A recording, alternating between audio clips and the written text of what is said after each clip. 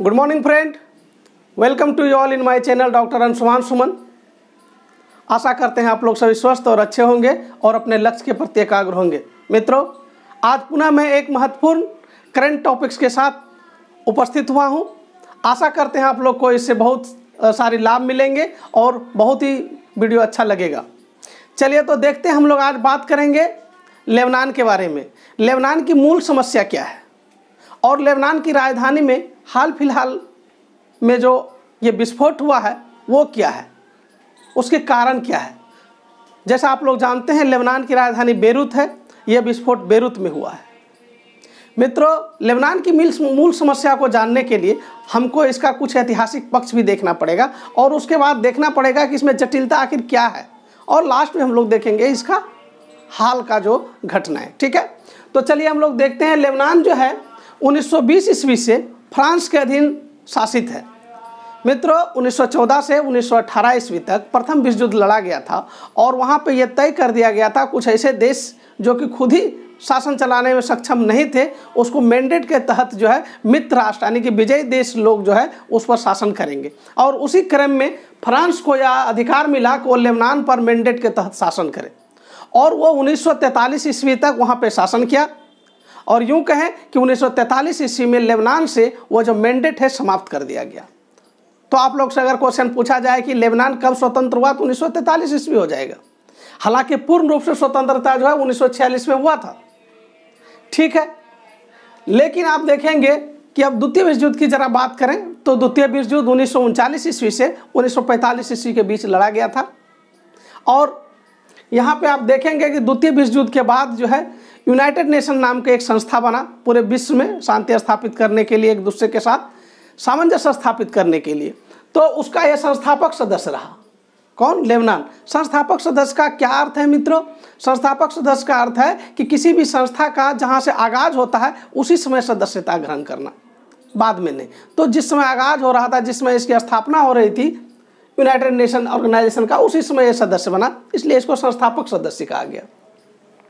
आगे चलकर लेबनान जो है 1961 ईस्वी में नेम जो है नॉन अलाइंड मूवमेंट, आप लोग जानते हैं, लेड बाय जवाहरलाल नेहरू।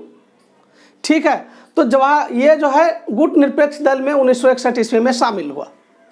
लेकिन इससे भी लेबनान की स्थिति बहुत ही ज़्यादा अच्छा नहीं हो पाया।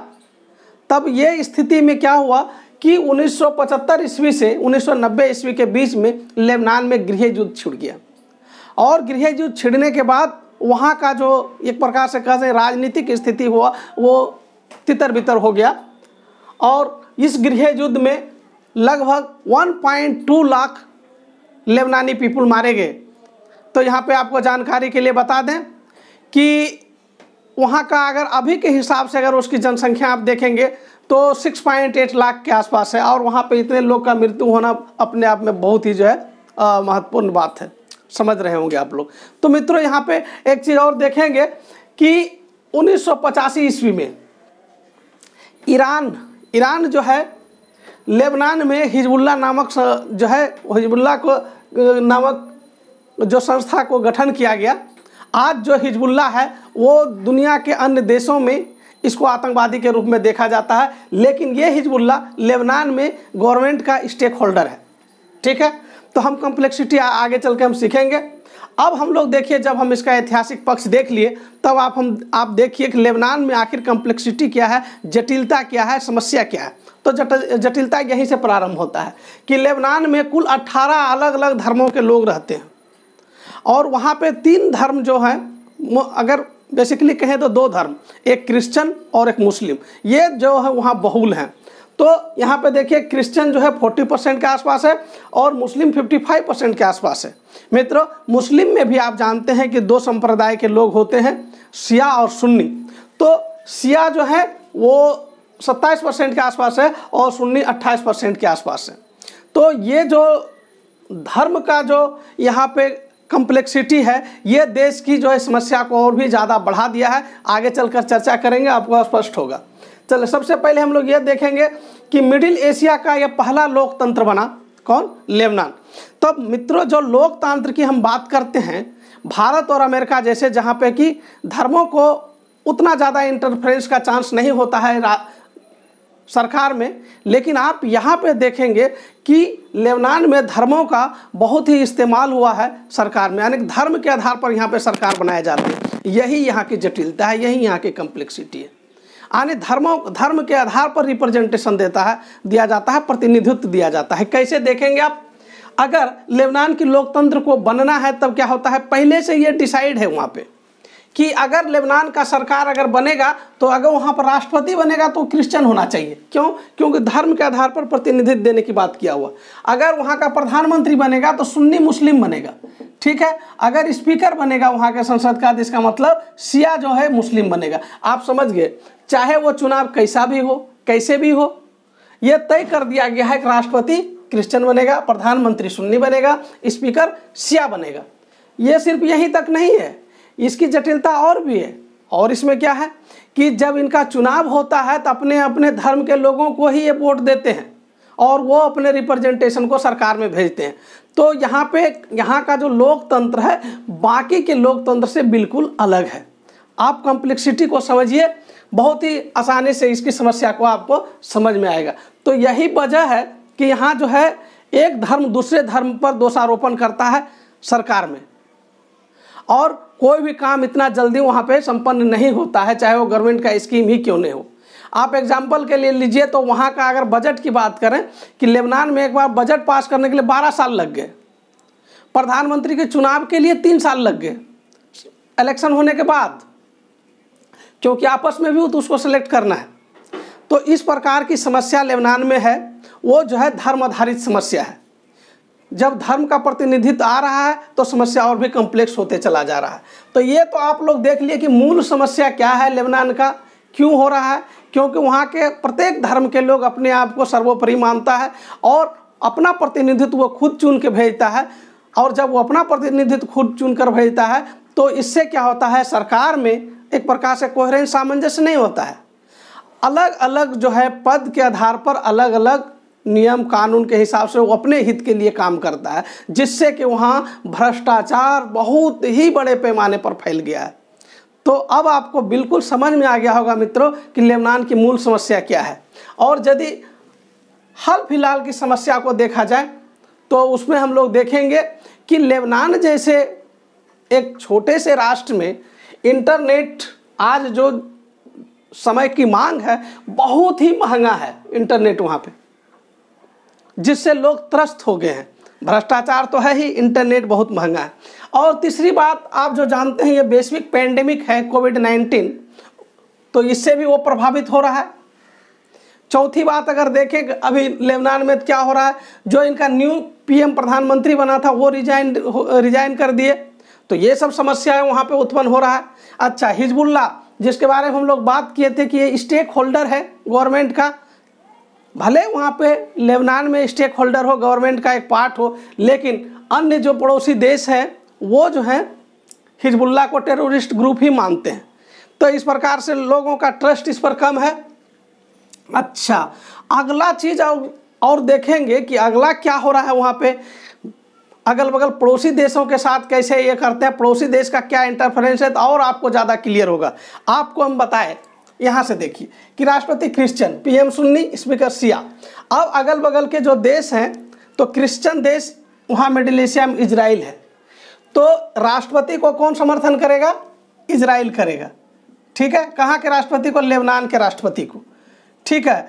अगर शिया जो है ईरान, आप लोग जानते हैं कि ईरान जो है शिया बहुल देश है, तो स्वाभाविक बात है शिया का वहाँ स्पीकर है, तो स्पीकर को ये क्या करेगा? हेल्प करेगा। उसके पास सुन्नी जो है, सऊदी अरब सुन्नी बहुल देश है, तो वहाँ के प्रधानमंत्री को ये क्या करेगा? सपोर्ट करेगा। इस प्रकार से देखिए लेबनान एक छोटा सा राष्ट्र जिसमें 3 बड़े राष्ट्र, मतलब उससे कंपेरिजन में बड़े राष्ट्र वहाँ पर इंटरफेरेंस करेंगे, क्योंकि वहाँ पे 3 धर्म के लोग और 3 धर्म के अलग अलग देश जो है वहाँ पे इंटरफेरेंस करते हैं, तो कॉम्प्लेक्सिटी और बढ़ते चला जाता है।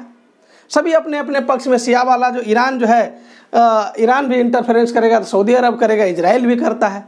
तो लेबनान जो है एक प्रकार से कह सकते हैं कि अखाड़ा बन गया है इन सब तीनों देशों का, ठीक है।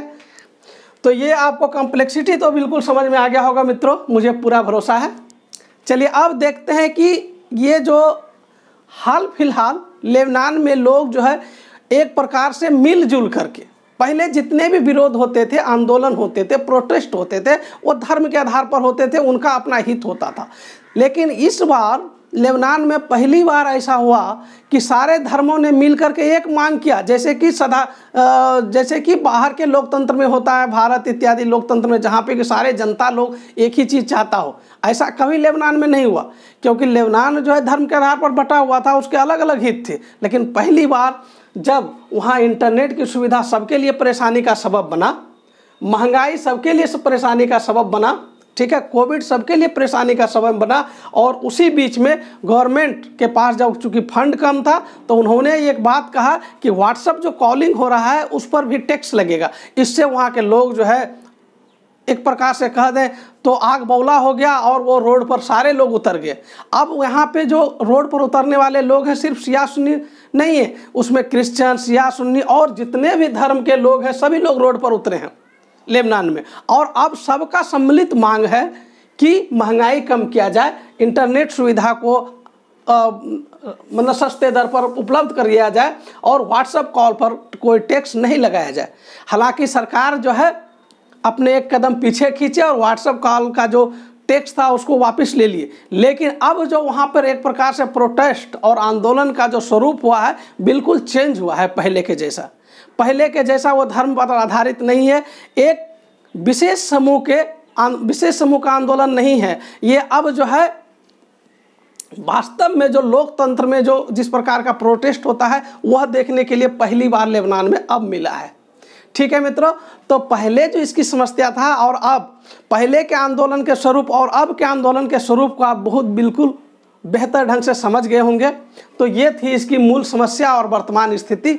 अब हम लोग देखेंगे यहाँ पे जो विस्फोट हुआ है बेरूत में, जो कि लेबनान की राजधानी है, उसको हम लोग देख लेते हैं। ठीक है, तो मित्रों देखिए, बेरूत जो है लेबनान की राजधानी है। यहाँ पे जो विस्फोट हुआ है 2750 मीट्रिक टन या टन कह लीजिए, टन अमोनियम नाइट्रेट से हुआ है। अमोनियम नाइट्रेट का फार्मूला हम लोग लिखे हैं NH4NO3।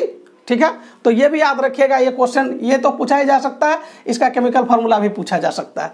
ये विस्फोट इतना भयानक था कि 150 माइल दूर साइप्रस तक इसको महसूस किया गया। और इसकी भयावह, इसी से आप अंदाज़ा लगाइए कि अभी तक 180 लोग मर चुके हैं और 6000 लोग घायल हैं और 40,000 इमारत को इससे प्रभाव पड़ा है। तो अब समस्या ये है कि यहाँ पर भी थोड़ा हम बात करें कि अभी भी यही चीज़ हो रहा है।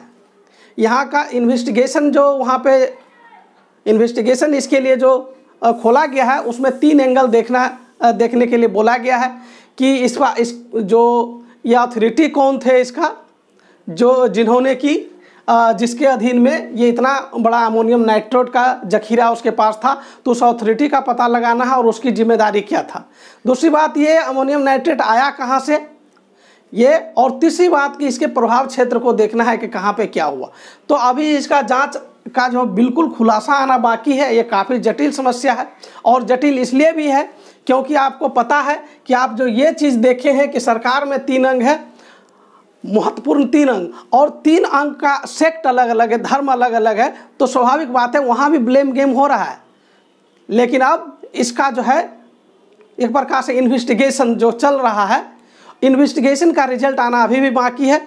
मित्रों, इसका जो डेवलपमेंट होगा आगे का हम बताएंगे, लेकिन अभी तक बस इतना सही है कि अभी तक कुछ खास जो है इससे निकल करके नहीं आया है। हाँ, इतना सा जरूर हुआ है कि जिस अमोनियम नाइट्रेट का जो रख रखाव जो अधिकारी कर रहे थे उसको पकड़ने का बहुत ही कोशिश किया जा रहा, और वो शायद 1-2 दिन में पकड़ा जाए। ठीक है, चलिए इसे थोड़ा सा लेकर के हम फैक्ट भी लेते हैं कि अमोनियम नाइट्रेट का जो विस्फोट हुआ है, तो उसका 2-3 फैक्ट ले लेते हैं, वो जो आपको बहुत ही लाभकारी हो सकता है। तो ये माना जाता है कि अमोनियम नाइट्रेट का अगर सबसे बड़ा अगर माना जाए कि निर्यातक देश कौन है तो वो रूस है, और सबसे बड़ा आयातक देश कौन है तो ब्राज़ील है। ठीक है, अमोनियम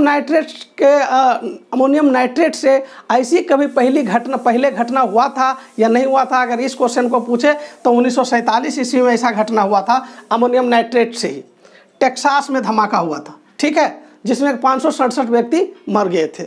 और अगर भारत के संदर्भ में पूछा जाए तो भारत में भी उस समय हड़कंप मच गया, जबकि चेन्नई में 740 टन अमोनियम नाइट्रेट मिला। हालांकि भारत सरकार इसको एमिकेबली जो है इस मुद्दा को सुलझा लिया है और इसको आसानी से अच्छे से प्रिजर्व कर लिया है।